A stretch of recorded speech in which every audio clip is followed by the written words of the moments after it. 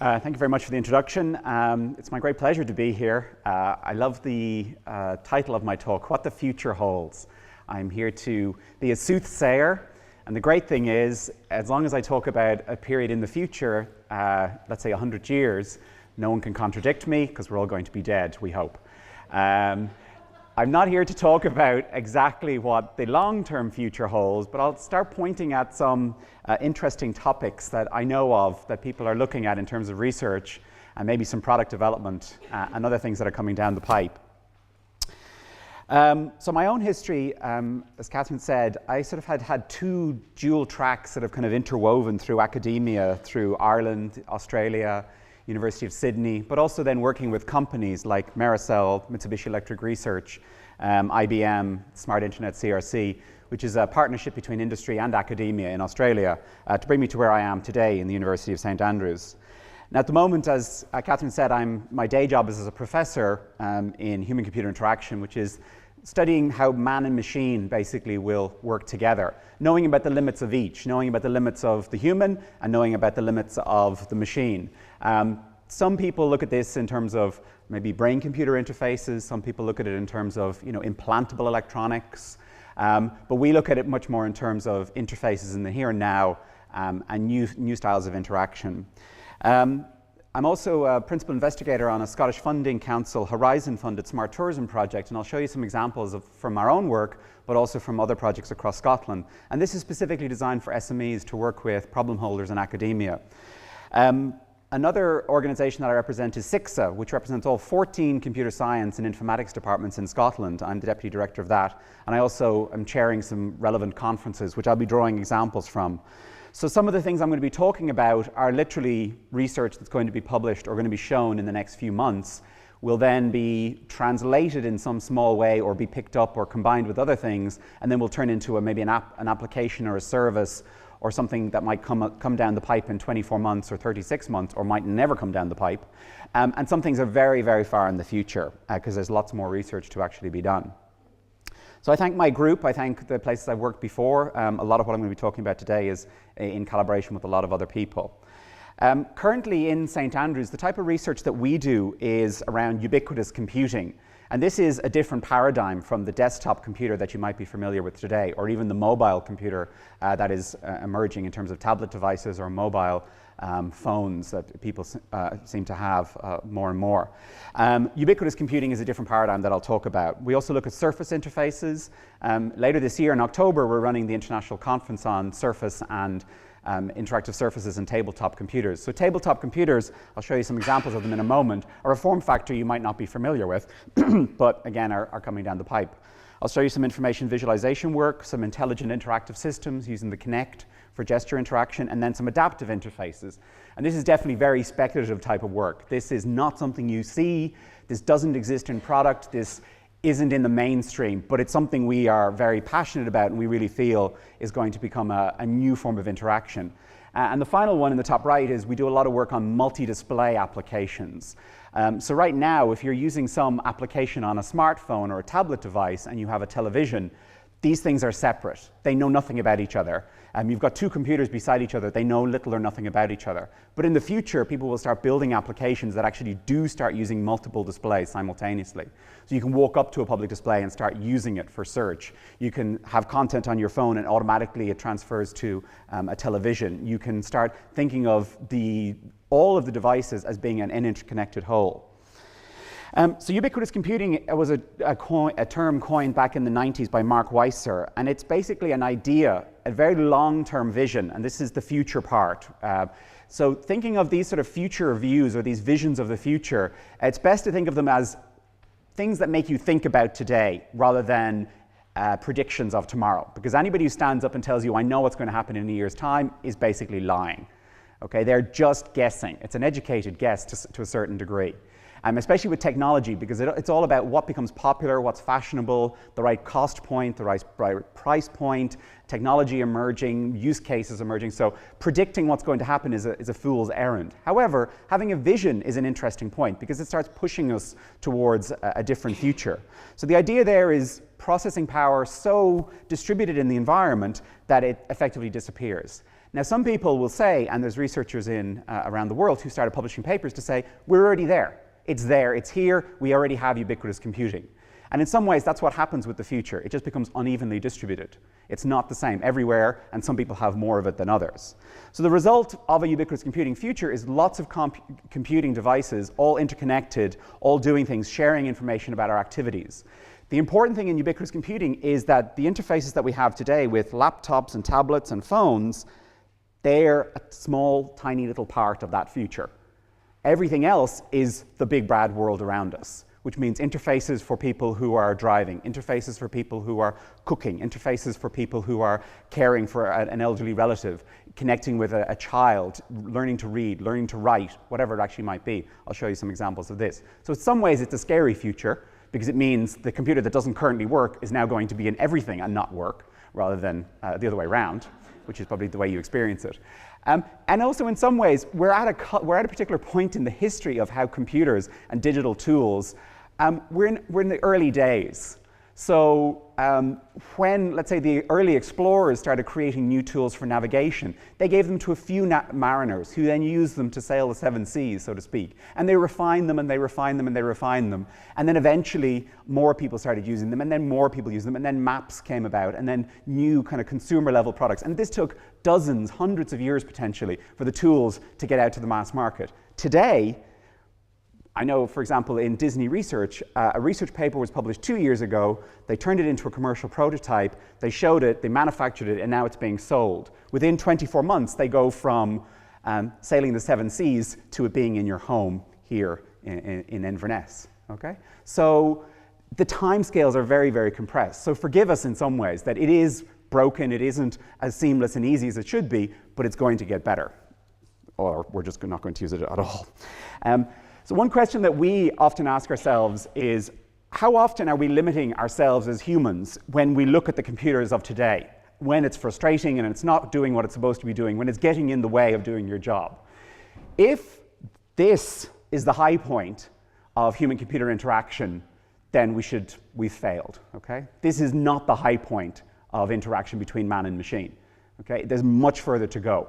And the way we start doing that is by looking at what we have today and criticizing it, breaking it apart, and putting it back together again. So ubiquitous computing is about aiding people performing tasks, solving problems where they are, when they need it, okay? So this might be computation in cars, in toys, in tools, in homes, appliances, you name it. All coordinating. Some of these things are going to be new devices. They're going to be new things that you've never seen before. But a lot of times, they're just going to be old devices that we're already used to using. They're not going to be new. They're just going to be augmented versions of old things. So for example, I was once a teacher in Japan. I taught English, and there I could see students struggling to learn how to speak a second language. And this happens to lots of us if you learn to speak a second language. So that gave me ideas for learning and talking about new technologies that would help people learn to read in different ways. I have a PhD student in St. Andrews, and she's looking at coming up with a technology that will teach children how to write in the pen. Okay? Not separately, and we'll watch them for all their life, if that's what they want. So this will start year 4, year 6. They'll keep on monitoring for yourself or for someone else how your writing is going and help you improve along the way.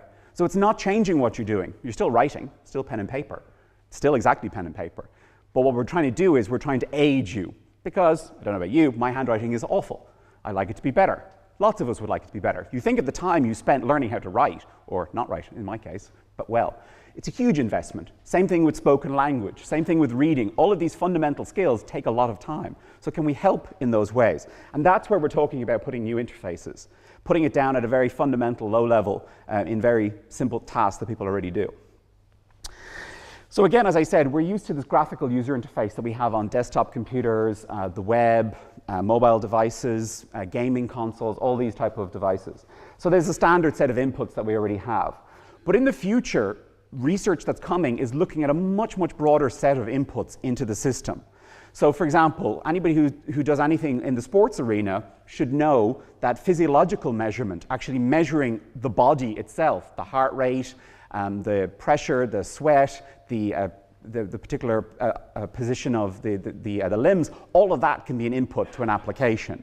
Likewise, your location, and for anybody here who wants to think of a new business or what's important, location is a key technology in the next decade coming forward. And it's not just GPS on your device, that's great, but it's something else than that. It's actually taking it and using it as information to change the application, change the experience from moment to moment. And lots of systems already do this. If you go onto Google, if you go into the website in Germany, you'll get the German version. If you go here, you'll get the British version. Same thing in Ireland. So location is already starting to become important. Identity. The technology, when you pick it up right now, it doesn't know who you are, but it can in the future. Identifying you means it can do a lot of things differently than it does today. New forms of sensing, huge amounts of research out there in measuring the environment, measuring the pressure, ambient temperature, you name it. Personal and embedded devices. People are looking at researching actual devices that you will wear inside your body. Okay, so these are people who are looking at implantable electronics. Sometimes, of course, it's for healthcare reasons. It might be a heart monitor, it might be a blood glucose monitor, it could be something else, but also it can do other things. People are even looking at energy harvesting from inside the body. So rather than having batteries inside your body, it actually harvests energy from your own body as you go. It's a little bit, not Minority Report, it's a little bit Matrix at that point. New forms of video, audio, environmental sensors, data mining, inference. So data mining is taking huge amounts of data and actually just trawling through it and figuring out some pattern. At the same time as new inputs are going into the technology, we also have a much broader set of outputs that we want to think about. Now, again, if you're at the point where you're thinking of updating your website, or somebody has come to you and said, oh, what you need is an app, that's okay maybe for now. But in some cases, you have to also think about there's 750,000 apps on the Apple store. 750,000. How will yours be found? Is that the kind of investment you want to make? How many people will actually be using your app? Is that really what you need? Likewise for the website. Somebody says, oh, you really need to do this. It should all be based on Flash or some technology that somebody promotes. And then you start to think, well, who's going to be using it? Are they going to be using it on mobile devices? Do they support Flash? These are the sort of things you should be asking critically. Outputs are an interesting space because at the moment, if it's just the eyeballs, there's only so much you can do. But people are looking at haptic displays. So navigation with haptics. Haptics is where you actually feel the technology, where you feel the output. So navigation belts, for example, that will actually vibrate in the correct way to navigate people as they're skiing down a mountain or walking through a town. Thermal outputs. The University of Glasgow has a research group that actually does that, can control outputs so that it goes from feeling very, very hot to feeling very, very cold in a matter of seconds. So in the future, when you pick up your phone, it could actually be warm when it's somebody you know, and it could be cold when it's somebody you don't know, and that brings a whole new meaning to getting a cold call, for example. Okay? Environmental updates, changing, actuating the environment around you. Lots of video, lots of audio, taking advantage of all the senses that we have, not just our sight. Because right now, the user interfaces are built around the vision system. Taking advantage of sense of taste. People are looking at creating taste interfaces where you can actually digitally start to transmit and taste things. That's a much harder problem because there's what are called chemoreceptors, because there's a chemical reaction going on with the sense of taste. Likewise for the sense of smell. There's chemicals actually involved in both of those, but it doesn't mean that people aren't doing research on that, trying to generate taste and generate smell. So you can go online and rather than just ordering your Tesco shopping, you can start tasting things before you buy them. Again, that's very, very far in the future. These are coupled displays, small displays, public displays, all joined up together. This is a head-mounted display in the bottom right-hand corner, which is available right now. It's skiing goggles, showing you your speed, your altitude, your direction down the mountain, a little bit of physiological information as a little heads-up display. This isn't the future, this is here, you can buy this right now. So new forms of display away from just the standard desktop. This is a very good graphic from the Harvard Business School, which is one thing to think about why people are investing so much time in new forms of digital technology. Because people, if you start out selling components or just thinking about selling products, you're down at the very low level in terms of the value chain. And what people want is to move up. They want to move up from function to something that's much more an emotional-based experience. So you want to get up into thinking and creating and making people remember whatever you're doing as an experience, not as a hotel room in a particular village, or a particular ski slope, or a particular bike, or whatever it is you're doing or selling or trying to get people to use. If it actually is an experience that people remember, that's what you can basically push towards, and the value is at that point in the economy. So we didn't actually coordinate our slides, but this is exactly what you said at the beginning, which is thinking about the digital tourist experience before, during, and after. Okay, so I'm going to have a look at two of these in detail, looking at the before and then the during, and then I'll touch on the after. Now, in terms of the before, I'm probably a good example, maybe not a representative example, but I like to travel, okay? So this is my travel map, and I'm the kind of person who keeps track of where I go, when I go, what I like to go, and where I'll go in the future. And I've mapped out the next sort of 10 to 15 years of different things that I might go to. So people put a lot of time and energy into planning. These are the tools that I use and other people will use. Now, if you don't recognize any of these, find a friend, okay? And I think that's really important because I have mentors all over the place, up, down, left, right. And I talk to people about all of my research, my students, the problems we have, teaching. We don't do this alone. If you try and do this alone, you're going to struggle. So find a friend. Interface, have lots of friends. You have each other, okay? You just need to talk about it. And you need to find the younger people, you need to talk to your customers, you need to talk to people when they come in. You just need to talk about this type of thing. Like, how did you find this hotel? How did you find this particular shop? How did you find this experience? How did you come here? Talk to people, get the information, and constantly, you can't just do it once. I mean, I teach, I'm in the university. Every year we do this. We're always talking, we're always asking. Maybe you are as well, but also thinking about how people plan to get to where they are today. The 800-pound gorilla that many of you maybe have seen or used or suffered from, something like TripAdvisor. Don't ignore it, just monitor it. Engage. Things like TripIt, helping people plan their travel, stitching it all together. Airbnb, that's a disruptor. That's a technology. If you're a small, like let's say a B&B owner with 4 rooms, Airbnb is a dramatic threat or an opportunity for your business because all your neighbors can see that your house is really, or your B&B is really full in August, and they start freeing up rooms, which then become competition for you. It's not something that you have to worry about. It's something you have to be aware of and take advantage of. Same thing for Kayak. Skyscanner, Kayak is a flight search engine. Skyscanner is an Edinburgh-based flight search engine, and they have huge amounts of data. They have 100 people working, 150 people working for them now. They're hiring another 100 people. They're Europe's leading low-cost flight search engine. Okay? Right now, people type in Germany to the United Kingdom, and they get options. People type in Germany to Europe, and they get options. What Skyscanner want, and what we've been talking to them about, and other people have been talking to them about, is people want to type in, I'd like to go somewhere warm from Edinburgh. It's going to cost less than £100 in about the next 3 weekends. That's the kind of queries people will be putting in the future into these type of search engines. And it'll be trawling a lot of information to allow people to get that. So it's going to be looking at weather, it's going to be looking at lots of different details.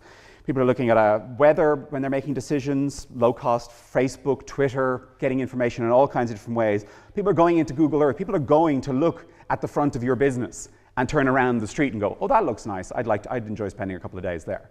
People are doing this. People are going in right now. I do this all the time. I go in and I look around. People are using online travel magazines and then the digital versions of them. A lot of libraries now give digital versions of these magazines away.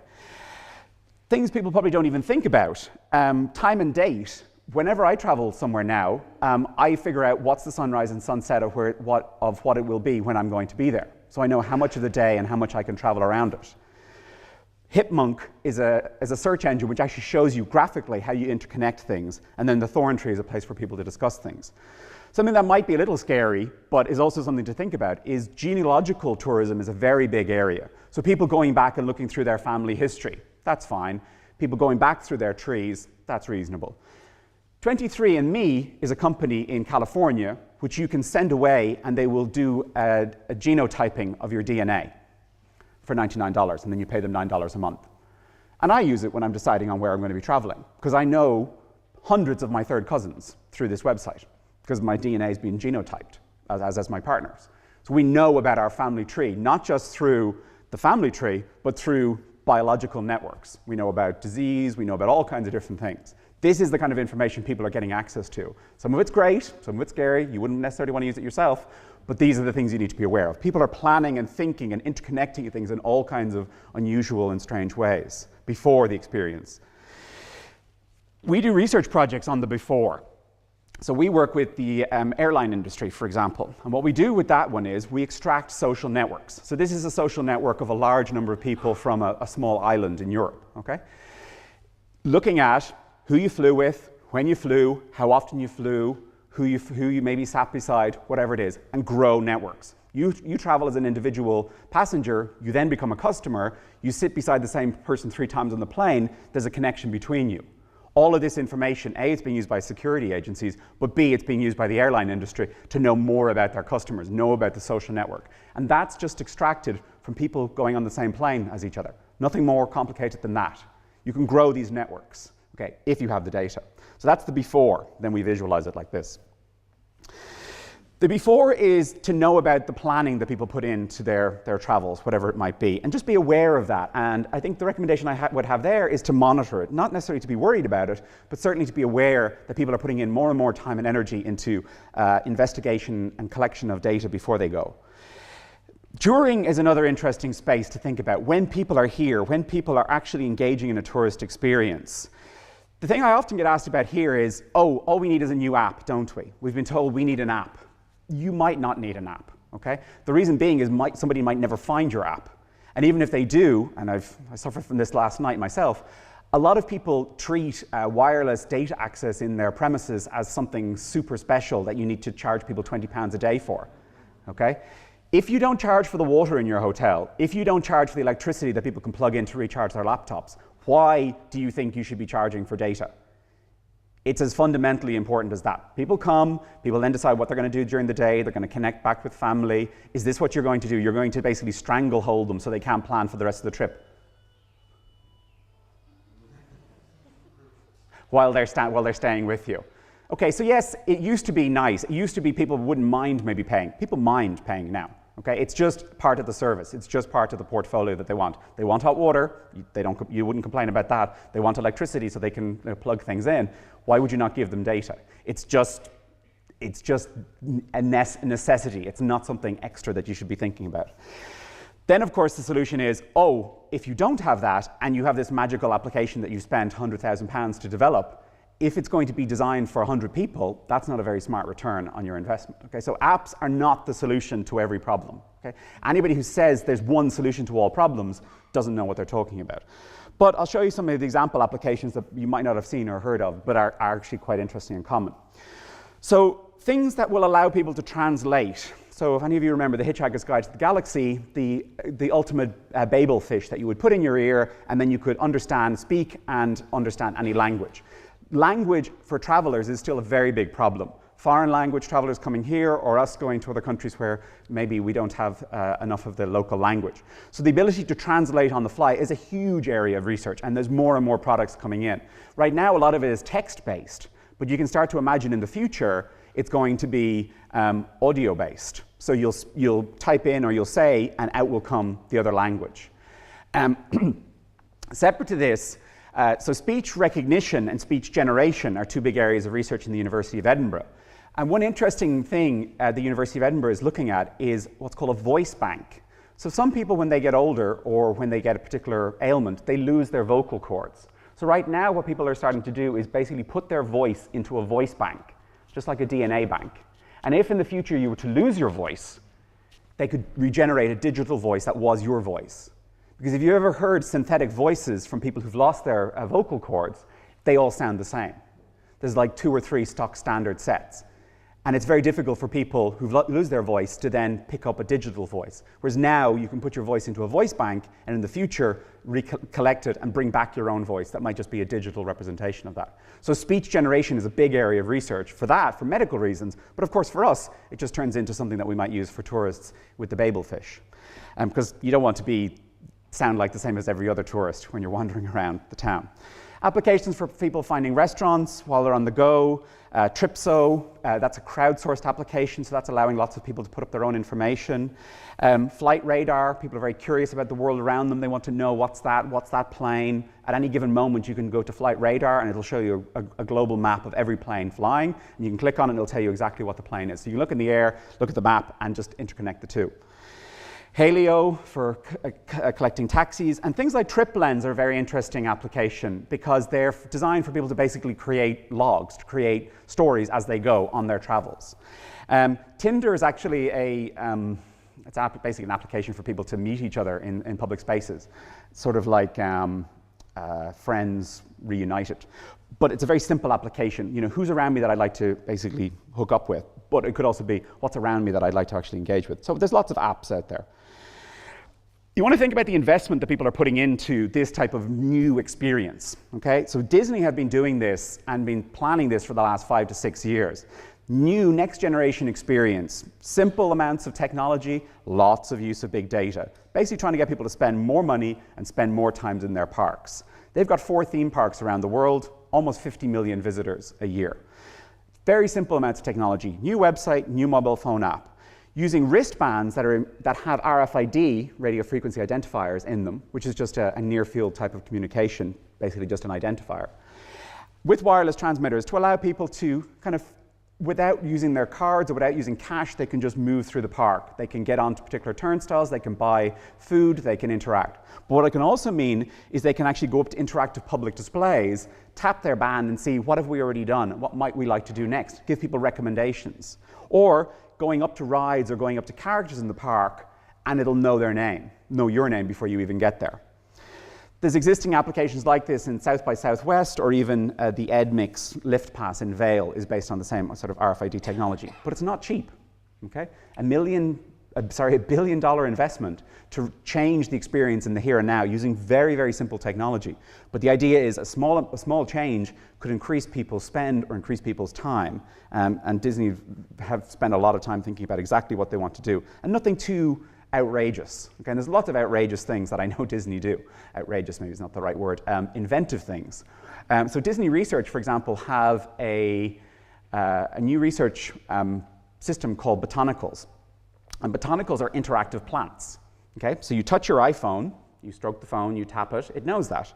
In the future, these are botanical plants. You tap them on different parts of the plant and it knows where it's being tapped, which means the plant can become the interface to your room. So you want to up the lights, you hold the leaf and up go the lights. You hold the bottom leaf, down go the lights. You're thinking, that's mad. Who'd use that? Okay. Then it goes into one of the Disney theme parks and it's now going to be in their Animal Kingdom park next year. So children can go up and stroke the ferns and they'll start talking to them. People can start like playing with the plants and they'll start interacting with them. Okay? So it changes the experience. That's what they want. They want people to experience the world differently. They don't want people to go to the theme parks and feel, oh, this is just like home. Oh, I've got a better system on my laptop, or my iPad is more impressive than this thing. If you can go up and stroke the plant and it does something, you don't get that at home. So that's what they want. They want an experience that's unique. And that's what we should all be thinking about, unique experiences. Last year we ran a summer school in St. Andrews where we talked all about this, multimodal systems for digital tourism. And in 1 week we got 5 different systems. Some crazy, some very inventive, some actually have now turned into real commercial products. The Sonic Wanderer was an application where you could wander around St. Andrews and hear different stories coming at you from different places. And it was just audio based. No interface, no looking at the screen. You just walked around and you just heard stories. And as you walk down the street, you'd start to hear distant voices away. And you'd have to actually walk towards those voices to hear them in more detail. So you'd hear the bells ringing, and you go, oh, I hear bells ringing, and off you go in that direction. And as you get closer, you start hearing the story from over there. You start hearing bagpipes in the distance over to the left, and you start wandering over that way, and you start hearing more of a story. It's a sonic wanderer. It just allows you to wander around the physical space and hear things. The Living Souvenir was another type of project like this, where you basically had a physical souvenir, and you could actually put stories associated with it. One of my colleagues in the University of Edinburgh, in the Edinburgh College of Art, has a system with Oxfam where people can basically bring in and donate old clothes, old pictures, old whatever, and with it they can leave a story. So you bring your jumper, that was your grandmother's jumper, and they give you a little tag, a QR code, and you record a story about the jumper saying, oh, I remember Granny having this jumper, it was really nice. Yeah, she smelled so good, and it's a shame giving it up. And then they take the tag and they check the jumper, they tie the two together, and then other people can get your story and buy the jumper. And when they do this, all the items with the stories sail out of the shop. Because people don't just want the jumper, people like the story. People like the experience. It's a clock. This sat on my grandfather's shelf. He was in the war. He used to wind it up every day. It's a little bit tricky. You need to wiggle it a little bit. So the thing is not so important anymore. It's the experience around it. And that's now being rolled out across Oxfam shops across the UK. The Living Souvenir was similar to that. Time Walker was a Festivals Edinburgh application where basically you could stand in point A and say, by 3 o'clock this afternoon, I'd like to be in Leith. What can I do along the way? And what it would do is it would find shows, it would find events that still had tickets available and would direct you along the way and point you to what you could do along the way, costing, free, whatever it actually might be. And all that data is available. So the Festivals Edinburgh publish an API, they publish all the data, so you can actually build these applications across it that allow people to test things like this.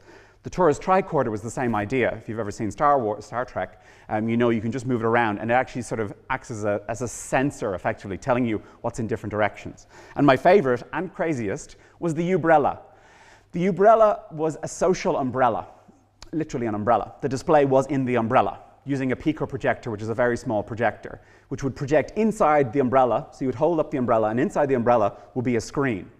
And on the front of the umbrella was a camera. And at any given moment, you could just connect to your family and say, oh, look at this, look where I am. And you could see them, and they could see you, and they could see what you were seeing. And you laugh, except it rains a lot here, so having an umbrella wasn't, the day we started this project, they needed an umbrella, so they had an umbrella. So these are the kind of inventive ideas that people can try. Do they become product? No. Do they explore the space? Yes. You know, why not use the inside of the umbrella as a screen, if you can? So I'm going to show you 7 of our projects, which are a little bit more grounded, shall we say, I hope. One thing we look at a lot is new forms of maps.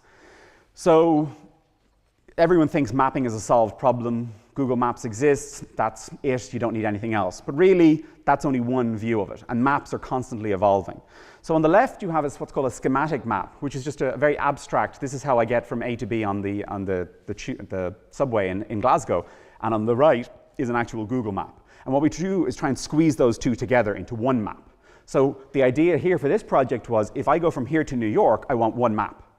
I don't want 17 maps, I want one map. I want the map to take me from here, onto the train line, onto the bus line, through the airport, across the plane, down into New York, through the subway, over in a taxi, walking to the apartment of where I'm going to. One map for all of that. You can't just look at the maps and go, but you can just stitch it together. Yeah, you can just stitch it together, but I don't want to stitch it together. I want one map that does it all. That goes from here, right here now, all the way to an apartment building in New York on one map. And I don't want to have to be zooming in and out. I want to be able to put it on one screen like this. So that's a research project we're doing at the moment with the University of Edinburgh.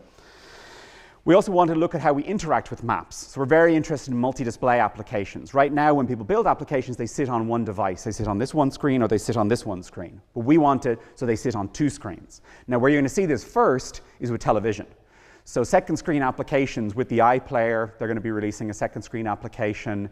ZBox has a second screen application. So there's lots of second screens where you're interacting with a movie and there's more information on it on a second screen. Or you're looking at the news and they mention something and you can look at it over here. Classic example, they talk about a particular location somewhere that you've never been and they're like, oh, I wonder where that is. When they say it, you could have a map on the second device that would automatically be synced. Of course, you can do it manually now, but in the future, it'll just be more interconnected. So we look at the cost of doing this, which isn't cheap. Okay, the big problem here is like moving your eyes back and forth is a big cost. One of these smart tourism projects is called LADI, which is with the Advanced Display Systems Interactive in Glasgow and Historic Scotland. And that's large augmented digital displays in interactive environments. Now this is a project which is going to be at St. Andrew's Cathedral. So if you've ever been to St. Andrew's Cathedral, you know you need a pretty good sense of imagination to picture it as the most the most grand cathedral of the medieval age. Because it's all been knocked down. We think actually by some of our students, come to think of it. Since the university is 600 years old and when this was destroyed was sometime during that. We hope to think our students weren't involved, but I can't guarantee it. But you need a good sense of imagination when you go there as to imagine what it would look like. Here we're going to use augmented reality to basically stitch it together. So you can see the physical world and the digital world intertwined in one display. So it's going to look vaguely like this. It's going to have a Connect on the front pointing out so you can interact with it at a distance, but it'll also be a touch screen. But it'll also allow you to go back and forth in time to see what the cathedral looked like at different points in its history and what was influential at that point. And this is kind of one of the things I'm very keen on, this digital physical connection. Not getting away from the physical world, because we love it. I mean, that's why people come to places. They don't come, and maybe you've experienced this, people shouldn't be coming and then spending, and you've probably seen children or other people doing this, coming to a particular location and then spending their entire time with their head buried in a mobile device, a tablet, a smartphone, wandering around this beautiful cathedral, this beautiful castle, these beautiful hills, whatever it actually is, and they're spending the whole time with their head stuffed in a phone. Really? Is that why you came halfway around the world, to stand and look at your smartphone? Okay, so this can't, as I said, this can't be the high point of interaction. It has to be more heads up, looking at the world. So this is one project that's trying to do that, and also looking at it being solar powered. We study how people interact in these spaces, and that's actually quite interesting, looking at how people move around. There's all different styles of how people move through physical spaces and then trying to adapt accordingly. Another project we have is with the museum in the University of St Andrews and a small company in Edinburgh called Interface 3. They do tabletop computing applications. Now the problem there was, if you go to a museum, any museum, there's a fraction of the material available in the actual physical museum around you. You can't see that much, okay? In Musa, less than 1% is visible. In the National Museum of Scotland, less than 1% is visible. And if you go over to the Smithsonian in the US, it's a tiny fraction. Most things are in storage, you can't see them. This is trying to basically make the invisible visible. One way we're looking at doing this is with what is called augmented reality, which I'll talk about a little bit about in a moment. Here, it's basically connecting digital information, which is shown on a screen, with the physical object and merging the two together. So these are some early prototypes that we're working on at the moment. The other thing we're interested in doing is what are called multilingual and also distance-based views. So this is a type of display we have in our lab, which, depending on where you're standing and the angle you're standing at it, shows you different content. But the video in the center looks exactly the same, and you can't see the content from the other two sides. You have to be at the right particular point to see it, which means from one angle you could have it in English, and from another angle you could have it in German, on the same display in a public space. The other thing we're looking at doing is having it distance-based. So as you move the display back and forth, or you walk back and forward from the display, you actually start to see different interfaces. What this means, though, is in the future, maps on mobile devices could look very different at arm's length, look different when they're closer, and look even different when they're up close to your face. Because right now, this distance doesn't matter. But we know at this distance you can't read the font. So why do we show the font? We know at this distance you need a much more abstract, simple form of the map, but yet we show exactly the same as if it was here or here. Why? So we did user studies on that to show that what people can and can't see when they're doing that, which is good. Another area we're looking at is this mobile augmented reality with printed documents. So what we're doing here is basically using this device, a phone, and paper. And as you bring this device close to the paper, this device recognizes what page you're looking at. Okay? For the particular book, for the particular pamphlet, whatever it actually might be. And then on the digital device, you can show translation. You can show links to maps. You can show hyperlinks. You can connect the physical book to digital content, okay? Without changing the physical book. So you can still use the physical book if that's what you want. Or you can use both, okay? I'll show you a couple of other example projects in the Smart Tourism group. So if you're interested in seeing more about these, you can go to www.smarttourism.org. This includes all the universities in Scotland and is funded by the Scottish Funding Council. So one of the projects that came out of that summer school turned into Historical Echoes. So that became VME Limited with Historic Scotland and the University of Edinburgh. And together, they created this audio-based guide application for Edinburgh. So basically, people could hunt around the city and find stories and hear stories and just explore the city based on audio. Okay. In St Andrews, this whole problem of getting data in the wild is a big difficulty. Okay, so there's a system that one of my colleagues, Professor Durrell, who unfortunately couldn't be here today and sends his apologies, has done called Crackerbox. Now this is a Wi-Fi access point, effectively, that sits in the wild, out in a field, in the middle of nowhere, and is solar powered in Scottish conditions, and has enough energy so that you can actually connect to it as if it was a Wi-Fi access point and get data off of it. Which means if you're somewhere that there's no 3G connection, anywhere out in the wild, you can place one of these devices, bolt it down, and then people can connect from their smartphone to it and get content. Now they can't get to the web but they can get videos, they can get whatever you've loaded onto it, which could be a lot of data. They're doing a project right now with audio-video around St. Andrews for maps, for the poetry trails, but they're interested in doing other projects. Rosslyn Chapel was an iPad app that was developed, scanned data from the 1010 project, digitized, turned into an application so people could actually visit and explore Rosslyn Chapel up in detail. And it's an absolutely gorgeous application which is going to be released, I understand, in the next couple of weeks on the App Store. This is, you can move anywhere through the Rosslyn Chapel and look at it from any particular point of view and interact with it, and basically also step back in time to see this type of interaction or space. So if you're interested in proposing a smart tourism project, we still have 2 rounds of funding left, where all we need is an SME, a problem holder, like Historic Scotland or festivals or somebody basically who has a problem, and then you can connect together, and you can ask Alan Settery, for example, if you're interested in that. So given I'm pressed on time, I'm just going to jump forward to one application area that I just want to show you some examples on. So this is a research area that's emerging, and again is, if there's something that's going to come in the future that might be new that you haven't seen today, augmented reality might be an example of it. So possibly you've heard of Google Glasses, which are now being released to developers, and in 12 months' time you might start seeing applications being released for them.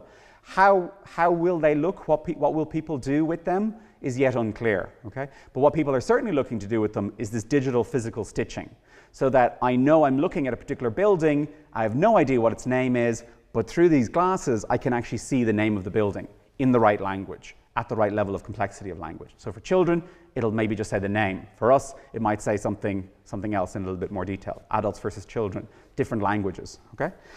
Milgram had this mixed reality continuum. So we live in the real world on the left, the physical world of stuff, okay?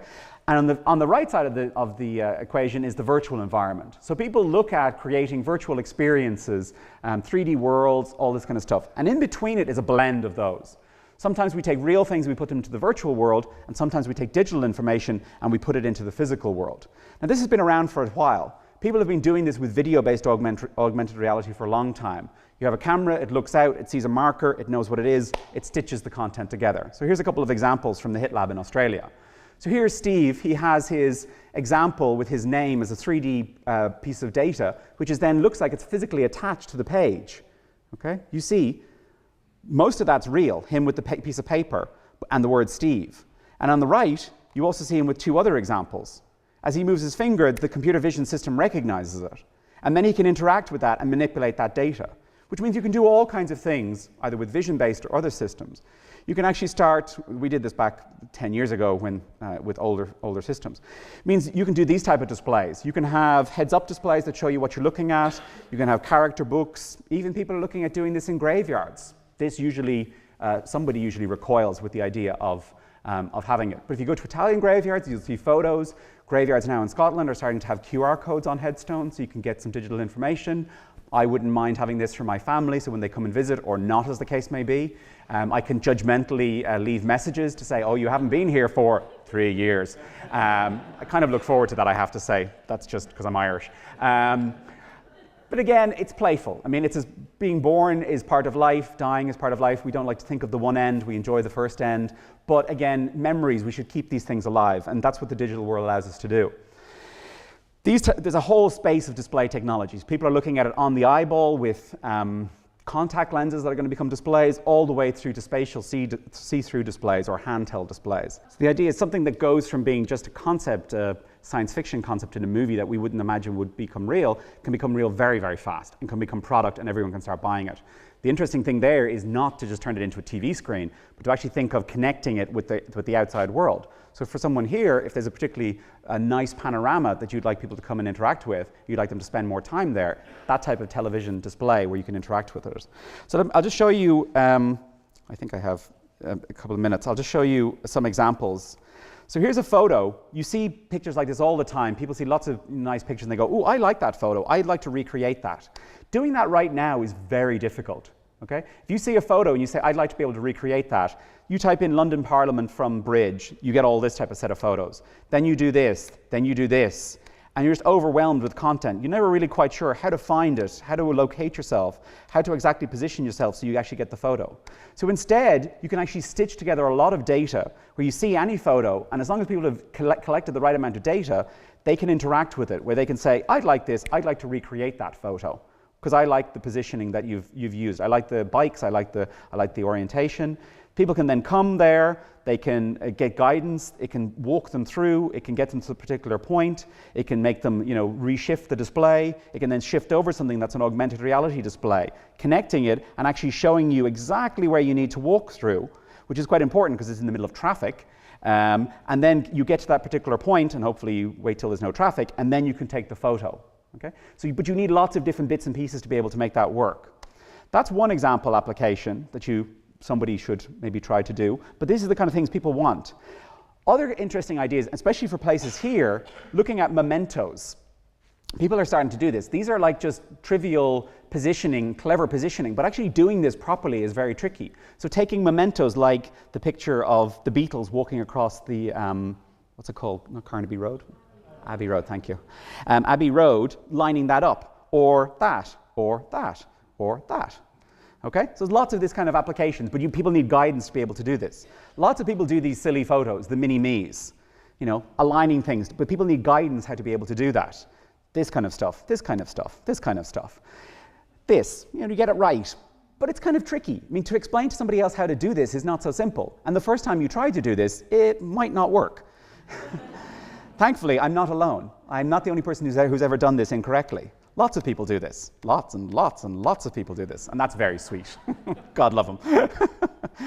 And finally, I'll leave you with this one, which is Augmented Reality Cinema. Okay, now this is a company. This is trying to begin to build this product, and maybe it's something that we'll actually see in the future.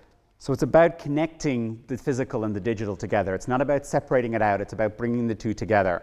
So my recommendation for you now is, if you're thinking about supporting people before, monitor what they're doing, monitor what people are saying about you, monitor about what they're saying about where you'd like them to come. And in the future, try and enhance it in small steps. Don't promise yourself that you're suddenly going to become a Google when it's associated with this type of space, but make small incremental progressions. Find a friend and find somebody who's actually doing something that you'd like to do in the future. Now, I would say support people as much as possible. Make it easy for them to get the data. Make it easy for them to enjoy the experience while they're with you. Don't try and overcharge them you wouldn't try to charge them for water, why would you charge them for data? And in the future, we're going to start trying to think of augmenting that experience. The thing that, of any experience I've ever had as a tourist, anywhere I've ever been, is there's probably half a dozen places and things I've done in my life that I now become a digital ambassador for. I recommend it to other people, I suggest it to other people, I've been interviewed for the newspapers about it, I become an ambassador for that place, for that experience. Very few, and I've been to a lot of different places. Very, very few people have actually managed to turn me into a digital ambassador. You look at companies out there that do this well. Joe Tree from Blip Photo, which is an interesting company in Edinburgh, knew his business had made it when he got a customer who tattooed the logo of his business onto themselves. Harley Davidson has this all the time. They have hundreds and hundreds of people who tattoo the name of their business onto them. That's a pretty firm commitment. Okay? If you run a business here, have you ever had somebody tattoo the name of your business onto them? Okay? That's commitment. Okay? That's the kind of, not necessarily that's what you want to aim for, but you certainly want to get people to become digital ambassadors. And then in the future, you'd like them to think about coming back and becoming part of the ongoing experience for where you are. That's me. Thank you very much, and I'll take some questions if we have time. Sorry for running over. Thank you.